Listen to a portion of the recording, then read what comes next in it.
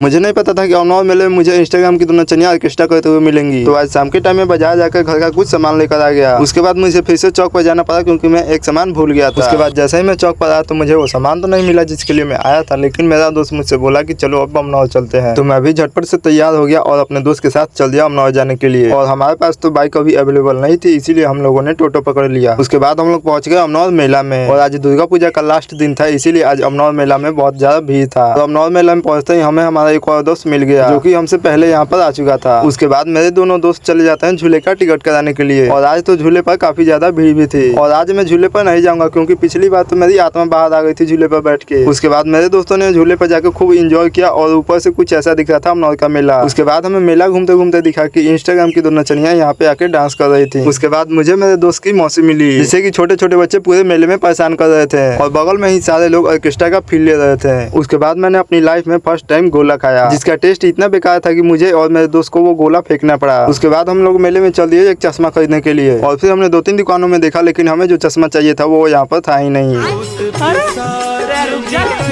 उसके बाद फाइनली हमें एक दुकान पर जाने के बाद हमें हमारा मनपसंद चश्मा मिल जाता है और हमने लिया ये चश्मा और इसे पहनकर हम लोग मचाएंगे कल तबाही, क्योंकि कल दुर्गा जी का विसर्जन भी है। और चश्मा पहन के हम तीनों दोस्त निकल जाते हैं सिंगल से मिंगल होने के लिए। और वैसे तो हम लोगों ने गोलगप्पे खा लिए हैं, लेकिन हमें फिर से खाना पड़ रहा है क्योंकि हमारे दोस्त भी खा रहा है। और चाहे कुछ भी हो जाए हम सारे दोस्त ना कहीं अकेले जाते हैं और ना ही कुछ अकेले खाते हैं। उसके बाद मेला घूमकर हम लोग चल जाते हैं अपने घर की ओर। रात इतनी ज्यादा हो गई थी कि हमें कोई गाड़ी भी नहीं मिल रही थी और जो गाड़ियाँ थी वो रिजर्व थी। अब नौ मॉल के बगल में ही बैठ के हम लोग किसी गाड़ी के आने का इंतजार कर रहे थे और ऊपर से हमारे फोन का बैटरी भी डिस्चार्ज था और हमारे पास कैश भी नहीं था। उसके बाद जैसे तैसे करके हम लोग आ गए अपने भेल्दी चौक पे। तो आपको आज का ये ब्लॉग कैसा लगा कमेंट में जाकर जरूर बताइएगा और हमारी जर्नी से जुड़ने के लिए हमें सब्सक्राइब जरूर कर लीजिएगा।